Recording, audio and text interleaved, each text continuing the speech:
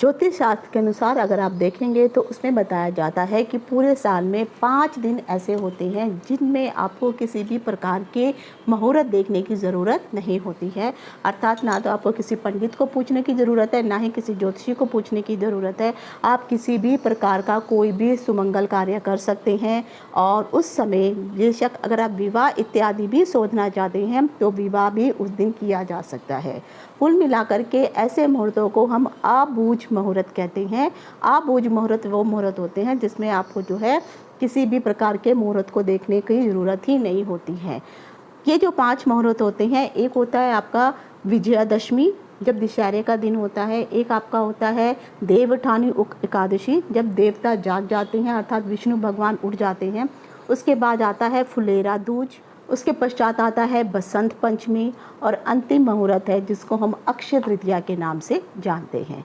इस साल अगर आप देखेंगे तो अक्षय तृतीया को लेकर के बहुत सारी बातें आपने हमेशा सुनी भी होंगी और हमेशा कहा जाता है कि जब भी अक्षय तृतीया होती है आप लोगों को उस समय कुछ ना कुछ खरीदारी तो अवश्य करनी चाहिए। और ख़ासकर जब भी खरीदारी की बात आती है तो खरीदारी में सोना खरीदने के लिए सबसे पहले कहा जाता है कि अक्षय तृतीया पे सोना, चांदी या उससे बनी हुई वस्तुओं को खरीदना अत्यंत शुभ माना जाता है। पर देखा जाए तो भारत में जितने भी उपनिषद हैं, जितने भी शास्त्र हैं, उन सभी शास्त्रों को, इवन ज्योतिष शास्त्र भी है, अगर आप उनको भी देखेंगे तो किसी भी शास्त्र में ये नहीं कहा गया है कि आपको अक्षय तृतीया के दिन कुछ खरीदना ही चाहिए। बशर्ते अक्षय तृतीया का अर्थ होता है एक ऐसा कर्म या एक ऐसा कार्य जिसको करने से वह कभी भी काम जो होता है वह विफल नहीं होता है, वह कभी क्षय नहीं होता है। अर्थात अगर आप कोई अच्छा काम करते हैं तो उस काम को करने का जो शुभ फल होगा वो भी आपको प्राप्त होगा। अगर कोई बुरा काम भी करेंगे तो उस कर्म को भी आप क्षय नहीं कर सकते हैं, उसका भी फल आपको भुगतना ही पड़ेगा। तो अक्षय तृतीया एक ऐसा दिन है कि उस समय अगर आप कोई काम करते हैं, चाहे आप खरीदारी से लेकर के भी देखिए तो खरीदारियों के बारे में शास्त्रों में किसी भी प्रकार की कोई भी बातें नहीं बताई हैं। उल्टा बल्कि जो ये जितने भी सुनार इत्यादि हैं, गोल्ड सिल्वर बेचने वाले लोग हैं, इन्होंने अपनी तरफ से ही कुछ ऐसे ही दिन बना दिए हैं कि आपको इस दिन जाकर के ये सामान खरीदना चाहिए। तो आज के इस वीडियो में मैं आपको बताने वाली हूँ कि अक्षय तृतीया बहुत जल्द आने वाली है और बेशक कि अक्षय तृतीया एक ऐसा दिन है कि जिस समय अगर आप कोई भी कार्य करते हैं उन कार्यों को करने के बाद जो है आपको उस काम का अक्षय पुण्य अवश्य प्राप्त होता है। जो भी आपने अच्छा कर्म किया है, बुरा कर्म किया है, शुभ फल या अशुभ फल आपको मिलेगा ही मिलेगा, वो मिटेगा बिल्कुल भी नहीं। तो सबसे पहले अक्षय तृतीया कब आ रही है, अक्षय तृतीया के दिन आपको क्या क्या काम करना है। सेकंड थिंग, अभी जैसे सोना है 1 लाख रुपए से ऊपर चला गया है तो ज़रूरी नहीं है कि सबकी कैपेसिटी हो कि आप सोना इत्यादि खरीद सकें। तो अक्षय तृतीया के दिन आपको क्या करना होगा, क्या सोना ही खरीदना पड़ेगा या बिना सोने के अलावा भी और ऐसे क्या कौन से कार्य होते हैं जिनको आप कर सकते हैं। तो आज के इस वीडियो में मैं आप सबको जानकारी देने वाली हूँ कि अक्षय तृतीया के दिन आपको क्या काम करने होंगे। साथ ही साथ जो सोने की कीमतें लाखों रुपए में चली गई हैं तो कोई भी मध्यम वर्गीय परिवार सोना नहीं ले सकता है। तो क्या ज़रूरी है आपको अक्षय तृतीया के दिन सोना चांदी ही खरीदना है या उसके अलावा ऐसे कौन से काम हैं जो आपको अक्षय तृतीया के दिन करने चाहिए। साथ ही साथ अक्षय तृतीया के दिन जो है अगर आप खरीदारी शास्त्रों में नहीं लिखी है तो आखिर अक्षय तृतीया के दिन ऐसे कौन से कार्यों को करने के लिए शास्त्रों में बताया गया है। तो और ऐसे कौन से दिन हैं जब आपको सोना चांदी इत्यादि खरीदने के लिए भी कहा गया है शास्त्रों में, तो वो दिन कौन से होते हैं। और अगर आप अक्षय तृतीया के दिन काफ़ी लोग पूजा पाठ इत्यादि भी करते हैं, कुछ लोग व्रत इत्यादि भी करते हैं, तो अगर आप ये सब करना चाहते हैं तो कई वीडियो में आपको बताया जाएगा कि बहुत से अक्षय तृतीया के दिन का जो शुभ मुहूर्त है, इस मुहूर्त में आप पूजा कीजिए, इस मुहूर्त में आप ये काम करिए। तो क्या अक्षय तृतीया के दिन भी कोई ऐसा शुभ मुहूर्त होगा जिसमें आपको कोई पर्टिकुलर काम करना चाहिए या नहीं करना चाहिए।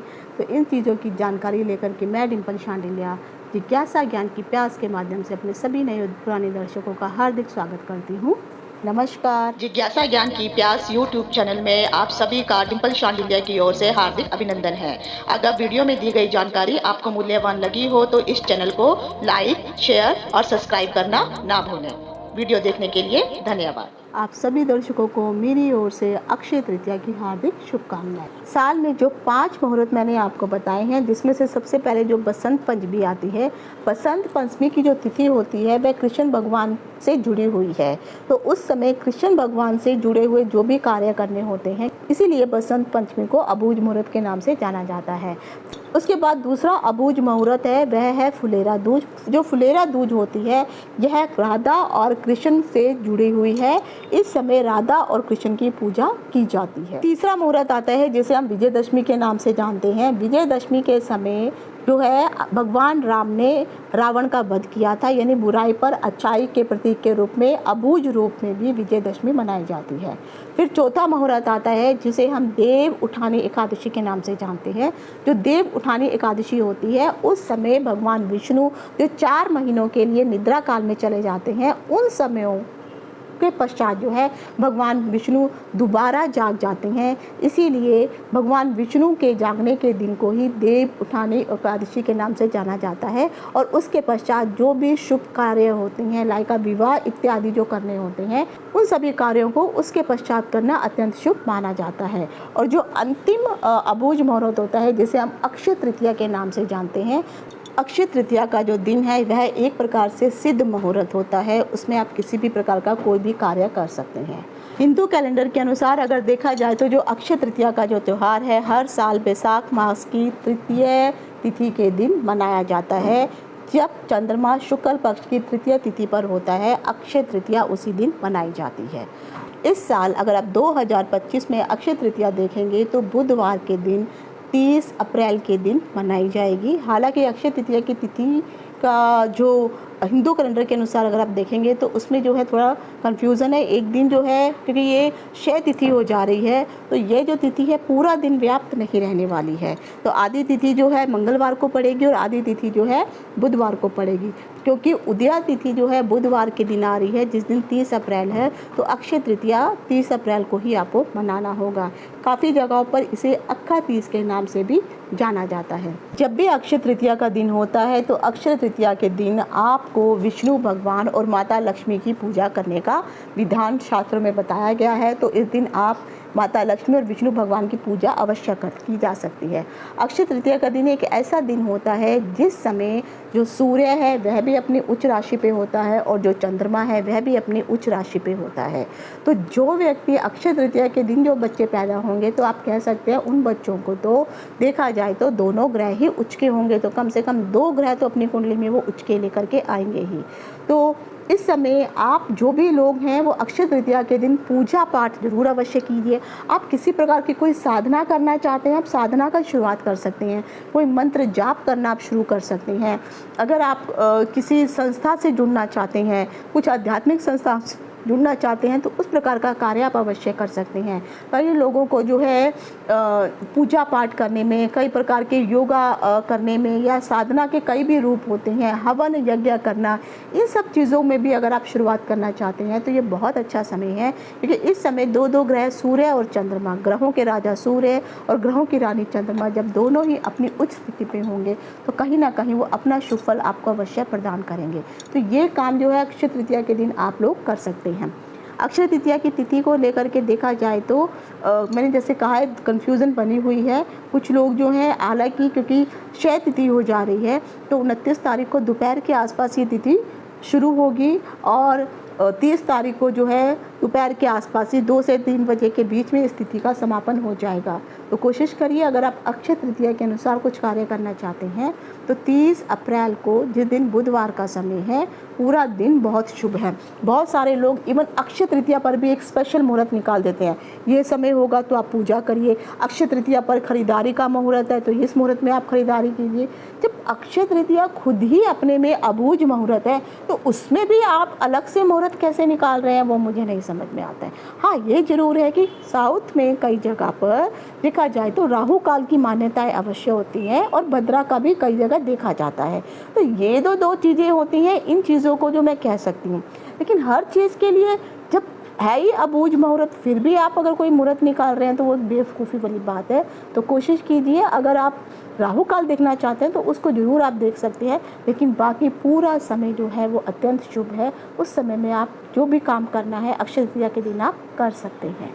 कोई भी शुभ कार्य करना चाहें, चाहे वह व्यापार से जुड़ा हुआ हो, विवाह से जुड़ा हुआ है, या फिर किसी भी प्रकार की कोई मंत्र साधना इत्यादि करना चाहते हैं, या फिर आप किसी जगह पे कोई एडमिशन इत्यादि लेना चाहते हैं, इवन नौकरी भी ज्वाइन करना चाहते हैं, गरीब लोगों को भोजन कराना, उस दिन किसी भी प्रकार का कोई हवन यज्ञ इत्यादि आप कर सकते हैं, ब्राह्मणों को भोजन करवा सकते हैं, वृद्धाश्रम में जाके आप जो है लोगों को दान इत्यादि कर सकते हैं, इवन जो छोटे छोटे बच्चे होते हैं उनको पुस्तकें इत्यादि बांट सकते हैं। और इस बार तो देखा जाए तो अक्षय तृतीया बुधवार के दिन पड़ रही है, तो बुधवार का जो दिन होता है वो छोटे बालकों को, छोटी बच्चियों के लिए जो है मुख्य माना जाता है। तो इन बालकों को, इन बच्चियों को आप गिफ्ट इत्यादि दे सकते हैं, यानी किताबें इत्यादि उनके लिए खरीद सकते हैं, वस्त्र इत्यादि दान दे सकते हैं। वृद्धाश्रम में, इवन जो लोग अनाथ आश्रम हैं वहाँ पर भी जा कर के इन लोगों के लिए बहुत सारे कार्य किए जा सकते हैं। तो अक्षय तृतीया एक ऐसा दिन माना जाता है जिसमें आप किसी भी प्रकार का, चाहे कोई अच्छा कार्य करे या कोई बुरा कार्य करे, उस कार्य का फल कभी भी क्षय नहीं होगा। ईश्वर के द्वारा आपको, आपने चाहे वो पुण्य किया है या पाप किया है, उस कार्य का जो भी शुभ या अशुभ फल है वो तो आपको प्रदान किया ही जाएगा। तो अक्षय मतलब ऐसा कर्म जो कभी भी क्षय नहीं होता है। अक्षय तृतीया के दिन किसी भी प्रकार का कोई भी मंगल कार्य करना अत्यंत महत्वपूर्ण माना जाता है। आप चाहे किसी भी प्रकार का कोई दान पुण्य कर सकते हैं। अगर आप जो है मान लीजिए अपने घर की कोई रजिस्ट्री करवाना चाहते हैं तो आप करवा सकते हैं, गृह प्रवेश करवाना चाहते हैं तब आप गृह प्रवेश कर सकते हैं। इवन अगर आप जो है सगाई इत्यादि करना चाहते हैं या किसी भी प्रकार का कोई व्यापार इत्यादि खोलना चाहते हैं तो आप अक्षय तृतीया के दिन इन सभी कार्यों को, क्योंकि यह शुभ दिन है, अबूझ मुहूर्त है, तो आप इन कार्यों को कर सकते हैं। लेकिन जैसा आपने देखा होगा काफ़ी सालों से जो है, इवन मैं कहूँगी कुछ वर्षों से ही देखा जाए तो यहाँ पर सोना चांदी खरीदने की परंपरा को बताया गया है। असल में देखा जाए तो हिंदू शास्त्र जितने भी हैं इनमें से कोई भी ऐसा शास्त्र नहीं है जहाँ पर यह कहता हो कि अक्षय तृतीया के दिन आपको कोई सोना चांदी हीरा मोती या कुछ भी पदार्थ खरीदना हो, ऐसा कहीं पर भी नहीं कहा गया है। हालांकि सोना चांदी खरीदने के लिए ज्योतिष शास्त्र में बताया गया है, लेकिन वो जो दिन होता है वह दिवाली के जो 3-4 दिन पहले जो आता है, जिसको हम कहते हैं धनतेरस का दिन, उस समय सोना चांदी या बर्तन इत्यादि खरीदने का महत्व अवश्य बताया गया है। तो दिवाली के समय धनतेरस पर जो है आप कुछ भी खरीद सकते हैं, उसमें कोई भी मनाही नहीं होती है।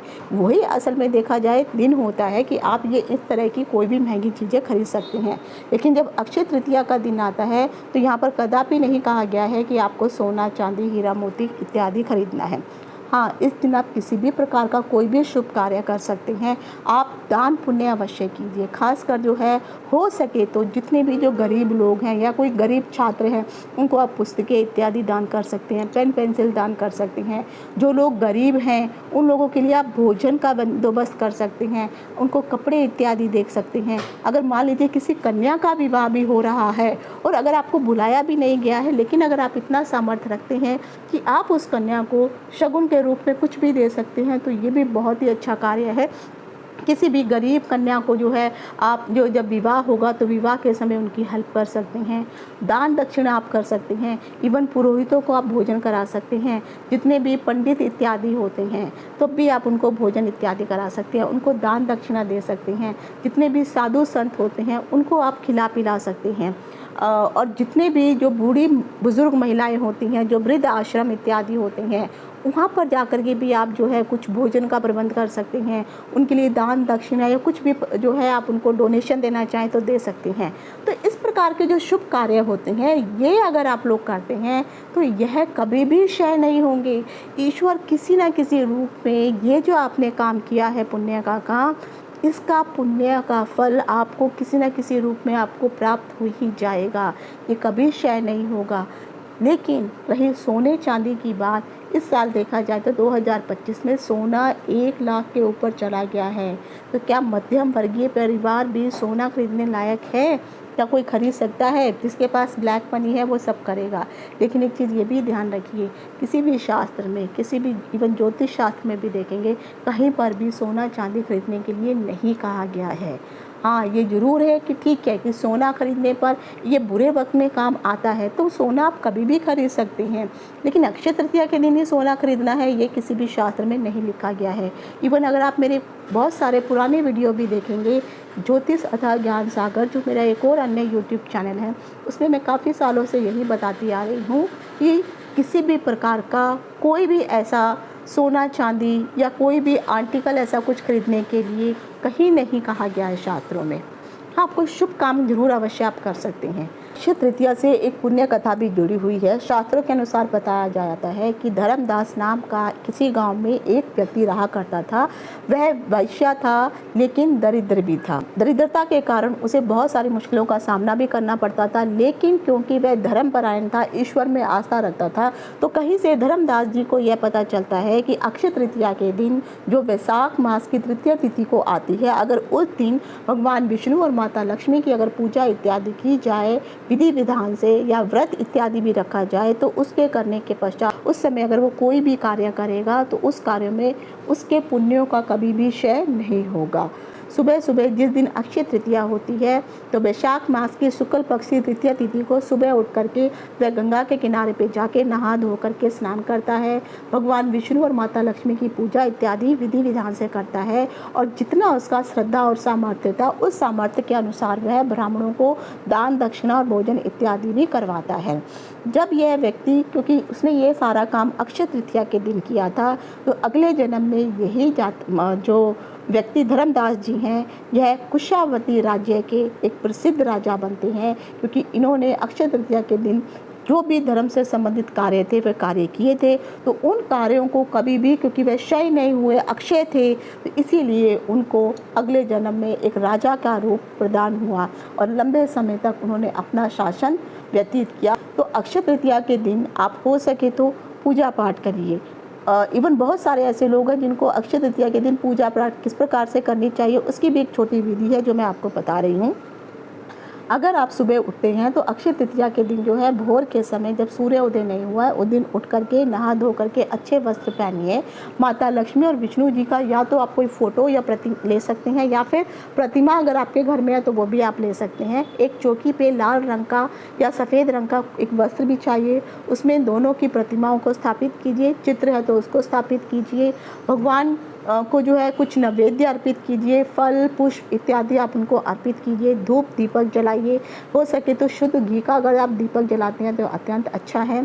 तेल का दीपक भी जला सकते हैं। तो एक तरफ जो है यानी राइट साइड पे आप घी का दीपक, लेफ़्ट साइड पे जो है आप तेल का दीपक जला सकते हैं, और धूप इत्यादि जलाइए। हो सके तो माता लक्ष्मी का जो है मंत्र इत्यादि है तो मंत्र आप चैंट कर सकते हैं। भगवान विष्णु के सहस्त्र नाम है उसका भी आप जो है जाप कर सकते हैं, सहस्त्र नाम पढ़ सकते हैं। जो है फिर विधि विधान से आप पूजा अर्चना कीजिए, आप उन सबको नैवेद्य अर्पित कीजिए। और हो सके तो चाहे माता लक्ष्मी का श्री सूक्तम का जो पाठ है पढ़ सकते हैं तो आप उसको पढ़िए। विष्णु भगवान के सहस्त्र नाम है उनको आप पढ़ सकते हैं। हो सके तो दोनों के नामों का 108 यानी एक एक माला अगर जाप करना चाहें तो आप ज़रूर करिए। और फिर देखिए, अगर आपको किसी भी प्रकार की घर में धन से संबंधित कोई भी मुश्किलें चल रही हैं तो याद रखिए आपको कि ये आपने काम जो है अक्षय तृतीया के दिन किया है। हो सके तो थोड़ा बाहर जाके दान दक्षिणा करके आइए। गरीबों को थोड़ा भोजन इत्यादि आप घर से बना करके आप दे सकते हैं। मार्केट में आप खरीद करके भिखारियों को कुछ दान वगैरह, खाना वगैरह खिला सकते हैं, वस्त्र वगैरह उनको दे सकते हैं। तो अगर इस प्रकार से अगर आप अक्षय तृतीया के दिन करते हैं और पूजा पाठ विधि विधान से करते हैं, माता लक्ष्मी की और विष्णु भगवान की आरती इत्यादि की जा सकती है। प्रसाद के रूप में, भोग के रूप में जो भी आपने भगवान को चढ़ाया था, फिर आप जो है सभी अपने परिवार के सदस्यों को उस प्रसाद को वितरित कर दीजिए। तो इस प्रकार से आप अक्षय तृतीया के दिन आप अपने घर में पूजा पाठ सिंपल तरीके से कर सकते हैं। कोई लंबा तामझाम करने की ज़रूरत नहीं है, लेकिन मैं इतना ज़रूर कहूँगी कि वो दिन मंत्रों का जाप अवश्य करिए। विष्णु के मंत्र का कोई भी जो भी आपको मंत्र याद हो सकता है, या छोटा सा जो भी मंत्र है उसको ज़रूर आप जाप करना शुरू करिए। माता लक्ष्मी के जो भी है मंत्रों का जाप कर सकते हैं। आप ये कर सकते हैं, या देवी सर्वभूतेषु लक्ष्मी रूपेण संस्थिता नमस्तस्यै नमस्तस्यै नमस्तस्यै नमो नमः, ये हो गया। या जय महालक्ष्मी, या बहुत सारे ऐसे सात्विक मंत्र, वैदिक मंत्र जो भी हैं। ऐसे ही गणेश, ये विष्णु भगवान के भी ओम नमो भगवते वासुदेवाय, ओम नमो नारायण, जो भी आपको आसान मंत्र लगता है, इन मंत्रों का जाप अवश्य कीजिए। और अगर आपने शुरू किया है तो मैं तो कहूँगी हर रोज़ संध्या के समय अगर आप एक एक माला भी इन दोनों के जाप करते हैं तो कहीं ना कहीं आपके घर में जो भी दरिद्रता से संबंधित, धन से संबंधित, इवन स्वास्थ्य से संबंधित या किसी भी प्रकार की कोई भी प्रॉब्लम या दिक्कत चल रही है तो ये दिक्कतें अवश्य समाप्त हो जाएंगी। बस आप उन मंत्रों पे हमेशा जो है श्रद्धा बनाए रखिए। किसी के कहने पे ये याद रखिए कि अगर आपको कोई मंत्र जो है फल नहीं दे रहा है तो इसका मतलब ये नहीं है कि मंत्र गलत है। इसका मतलब ये है कि आप अपनी साधना को पूर्ण रूप से नहीं कर रहे हैं। आप अपनी श्रद्धा को ईश्वर के प्रति उसी हिसाब से बनाए रखिए। अगर आपने एक एक माला की है तो एक की जगह 2 माला करते रहिए, मालाओं की संख्या बढ़ा दीजिए, पर मंत्रों को चेंज मत करिए। क्योंकि अक्षय तृतीया के दिन आपने अगर वो मंत्र उठाए हैं, आपका कोई गुरु नहीं है, कोई फ़र्क नहीं पड़ता है, आप ईश्वर को ही, भोलेनाथ को अपना गुरु बना लीजिए। और उस दिन जो है आप गुरु भी धारण कर सकते हैं। तो शिव भगवान को आप अपने गुरु के रूप में उनको जो है धारण कर लीजिए। अगर आप शिव भगवान को गुरु धारण करना चाहते हैं तो आप जो है अपने हाथों में सुबह भोर के समय नहाने धोने के पश्चात, नए वस्त्र धारण करने के पश्चात जो है हाथों में, जब आप जो भी आपका मंदिर है वहाँ पे जाइए, हाथों में पुष्प, थोड़े से अक्षत, जल और 1 रुपये का सिक्का ये ले लीजिए। और फिर जो है आप शिव भगवान के सामने प्रार्थना करिए कि हे भोलेनाथ, देवों के देव महादेव, आपका जो भी नाम है, जैसे मेरा नाम डिम्पल है तो मैं बोलूँगी कि मेरा नाम डिम्पल, मैं इस जगह पर हूँ, मेरा निवास स्थान हैदराबाद है। आप अपने, अगर आप जो है विवाहित है तो अपने हस्बैंड का नाम बोलिए, अविवाहित है तो अपने फादर का नाम बोलिए, अपना गोत्र बोलिए, तिथि बोलिए, दिवस बोलिए। दिवस का मतलब उस दिन, क्योंकि बुधवार है, तृतीया तिथि है, शुक्ल पक्ष है। और निवास स्थान, जैसे मैं हैदराबाद में रहती हूँ तो हैदराबाद निवास स्थान से मैं डिम्पल शांडिल्या जो है आपको गुरु के रूप में, भोलेनाथ, मैं आपको जो है गुरु के रूप में धारण कर रही हूँ। आप ही मेरा जो है इस भव रूपी सागर में गुरु के रूप में उद्धार करते जाइए। और उनके नाम का कोई भी एक मंत्र आप ले लीजिए। तो आप कह सकते हैं कि मैं आपके द्वारा प्रदारित जो है ओम नमः शिवाय को गुरु मंत्र के रूप में धारण कर रही हूँ या कर रहा हूँ। इस दिन जो है आप इस तरह से गुरु भी धारण कर सकते हैं। और उसके पश्चात डेली जब भी आप मंत्र जाप करेंगे, अगर आप विष्णु के मंत्रों का जाप करते हैं, अगर आप लक्ष्मी के मंत्रों का जाप भी करते हैं, लेकिन अगर आपने गुरु धारण किया है तो ओम नमः शिवाय का जाप कम से कम, ज़्यादा नहीं तो 1 माला तो आप अवश्य करते रहिए। आप देखिए आपका कैसे भगवान भव रूपी सागर में उद्धार अवश्य करेंगे। और किसी भी मुश्किल में अगर आप फंस जाते हैं और आपको कोई भी जो है सहारा नहीं दिखाई देता, कोई मार्ग नहीं दिखाई दे रहा, आप सीधा हाथ जोड़ करके भोलेनाथ के सामने खड़े हो जाइए और बोलिए कि हे भोलेनाथ, मैंने आपको गुरु धारण किया है, मेरा इस भव सागर में मार्गदर्शन कीजिए। मैं जो भी परेशानी, उस परेशानी को आप उनके सामने व्यक्त कीजिए और बोलिए मेरा मार्गदर्शन करिए। किसी न किसी रूप से आपको संकेत प्राप्त होंगे और आपका भोलेनाथ जो है गुरु के रूप में मार्गदर्शन अवश्य करेंगे। बशर्ते श्रद्धा अवश्य रखिए। मंत्रों को हमेशा जाप कर, जब भी आपको याद आ जाए ओम नमः शिवाय बोलना शुरू कर दीजिए, क्योंकि आपने उनको गुरु धारण किया है। और जो भी आपने विष्णु भगवान के और माता लक्ष्मी के जो भी मंत्र उठाए हैं, इनको भी रोज़ संध्या के समय या सुबह जब भी आप पूजा करते हैं तो 1-1 माला अवश्य जाप कीजिए। तो आशा करती हूँ अक्षय तृतीया से संबंधित जो महत्वपूर्ण जानकारी मैंने आपको दी है आपके लिए लाभदायक होगी। आज यहीं तक, इति शुभम, नमस्कार।